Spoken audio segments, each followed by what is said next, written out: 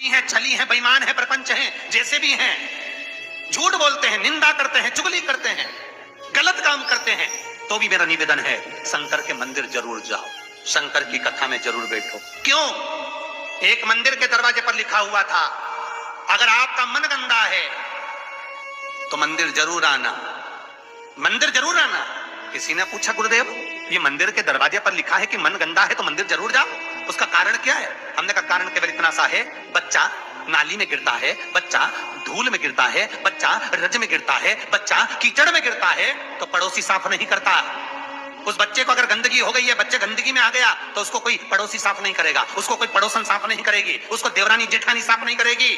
बच्चा अगर कीचड़ में गिरा है तो उसको उसकी माँ और बाप ही साफ करेंगे। उसी तरह मन गंदा हो गया, चित्तवृत्ति खराब हो गई तो मेरे ये बाप के पास जाना, मेरी ये माता के पास जाना, और ये मेरा बाप, ये मेरी माँ तुम्हारे जीवन की गंदगी को समाप्त कर दे। दुख आया, तकलीफ आई, कष्ट आया, रोग आई, बीमारी आई, तकलीफ हुई है, कहीं मत जाना, ये मेरे माँ बाप के पास जाना, शंकर और पार्वती के पास, उमा महेश्वर के पास जाना, ध्रुमा ध्रुमावती के पास जाना, कमल कमला के पास जाना, तारा तारेश्वर के पास जाना, भोले शंकर के पास जाना।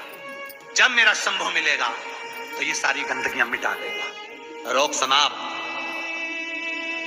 अकाल मृत्यु वो मरे जो काम करे चंडाल का, काल उसका क्या बिगाड़े जो भक्त हो महाकाल का। वो देगा, छप्पर फाड़ कर देगा।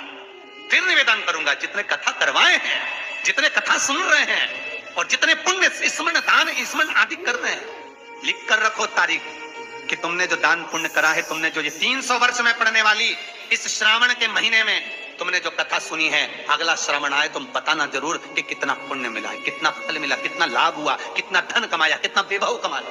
तुमने तो केवल कुबेरेश्वर महादेव के लिए दिया, तुमने तो केवल वृद्धाश्रम के लिए दिया, तुमने तो केवल गौशाला के लिए दिया, पर उसका पुण्य तुमने कितना कमाया, उसका लाभ कितना मिला। और मुझे बताना जरूर, फोन करके व्हाट्सएप पे लिखकर भेजना कि हमने जो करा था अगले साल यही तारीख, यही श्रावण का महीना, फिर याद कर बता कि मिला कि नहीं मिला, 4 गुना हुआ कि नहीं हुआ। वो शिव है, शिव शंकर है, वो तो मंदिर के बाहर निकलने वालों को तार देता है साहब, मंदिर के बाहर निकलने वालों। कितना सुंदर है। एक चरित्र आता है लिंग पुराण के अंतर्गत, एक सेठ मर गया, बड़ा कंजूसड़ा था, बहुत कंजूस, कभी जिंदगी में ना दान करा, ना पुण्य करा, ना सत्कर्म करा, ना भजन करा, ना कीर्तन करा।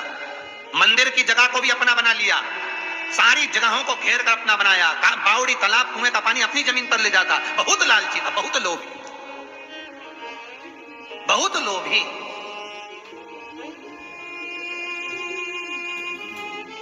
बस उसने अपनी पत्नी से एक बात कही थी कि मैं मरूं तो इतना सा करना, एक इतना सा काम करना कि किसी शंकर के मंदिर के बाहर कचरा पड़ा हो, धूल पड़ी हो, मट्टी पड़ी हो, उसको लाकर मेरे शरीर पर डाल दे, बस, और कुछ मत।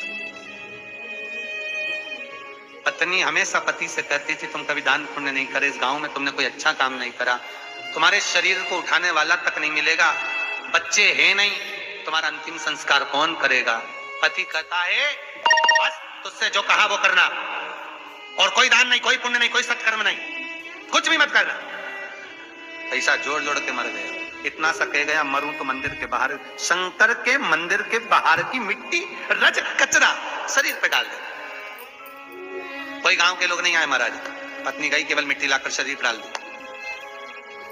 लिंग पुराण कहती है भगवान शंकर के गण स्वयं नीचे आए, गांव के लोगों का रूप रख लिया, उसका अर्ची तैयार करे, शिवधाम अर्थात शमशान लेकर गए। तो पत्नी पूछती है तुम कौन हो? गांव के लोग तो आए नहीं, तुम हो कौन? शिव के गण कहते हैं भगवान ये तुम्हारा सेठ है ना, गांव में दान नहीं करता था, बाहर दान करता था, हम बाहर से आए। अच्छा, मेरे पति को शमशान तक ले चलो। ले गए। कहते हैं शंकर के दरवाजे की मात्र रज, मात्र कचरा, मात्र भूमि की मिट्टी शरीर पर पड़ी थी। शंकर शमशान के दरवाजे पर खड़े होकर उसका वेलकम कर रहे थे, स्वागत। कि पूरी जिंदगी भले तूने नरक बाड़े में निकाली, पूरी जिंदगी भले लूटने में निकाल दी, पर अंतिम समय सुधार लिया। अंतिम समय को सुधारने का भी एक क्रम हमारे शास्त्र कितनी सुंदर बात कहता है महाराज, कितनी सुंदर बात। 3 धनभागी हैं, 3 धनभागी हैं। पहले नंबर पर भीष्म पितामह, जो भगवान कृष्ण के दर्शन करे, जिन्होंने भगवान कृष्ण का बचपन से लेकर जवानी तक का दर्शन करा। दूसरे नंबर पर धनभागी हैं दशरथ जी महाराज, जिन्होंने राम जी के दर्शन करे, राम दशरथ जी के घर में जन्मे। कितने किस्मत वाले होंगे। और तीसरे नंबर के किस्मत वाले धनभागी हैं गिद्धराज जटायु, जिन्होंने प्राणों को त्यागा तो राम जी की गोद में त्यागा। शास्त्र कहता है इन 3 धनभागियों में, इन 3 किस्मत वालों में भी प्रबल किस्मत वाला है गिद्धराज जटायु। क्यों? क्योंकि भीष्म पितामह के प्राण छूटे जब कृष्ण सामने नहीं थे। दशरथ जी के घर में बलराम जन्मे और दशरथ जी के प्राण छूटे तब राम सामने नहीं थे। और गिद्धराज जटायु, जिसने जीवन भर मांस खाया, पर जब प्राणों को त्यागा तब राम को सामने पाया, तर गया। बचपन गया जाने दो, जवानी गई जाने दो, अधेड़ी गई जाने दो, पर बुढ़ापा मत बिगड़ने देना। बुढ़ापे में शंकर के चरण पकड़ ले, शिव के चरणारविंद पकड़ ले, मैं कहीं नहीं। बीमारी भी दी है तो तूने दी है, सही करेगा तो तुम्ही ने दर्द दिया है, तुम ही दवा दो। मृत्युंजय है तू, जगत का भोला नाथ है तू, सबसे ऊंचा तू ही बैठता है।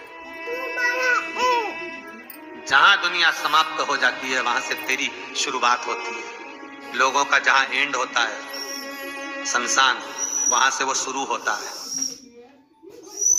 जहां दुनिया का एंड है वहां से तू शुरू है। तो तू साधारण नहीं हो सकता भोलेनाथ। अगर मेरे चरण में कष्ट आया है तो तू सही करेगा, मुझे विश्वास है। भरोसा रखना। रोज शंकर के मंदिर के दरवाजे पर बैठकर शंकर पर 5 बेलपत्र चढ़ाकर 1 बेलपत्र उठाकर चबा चबा के उसके ही दरवाजे पर खा, घुटने भी सही कर देगा, शरीर भी करे। बस उस पर विश्वास, उस पर भरोसा, बस। शंकर है और मुझे पूर्णतः विश्वास है कि वो मुझे हारने नहीं देगा। तो नहीं हारने देगा, नहीं।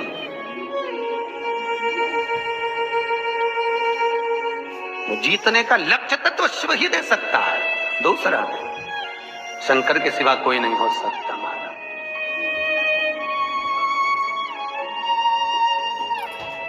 बस उस पर विश्वास,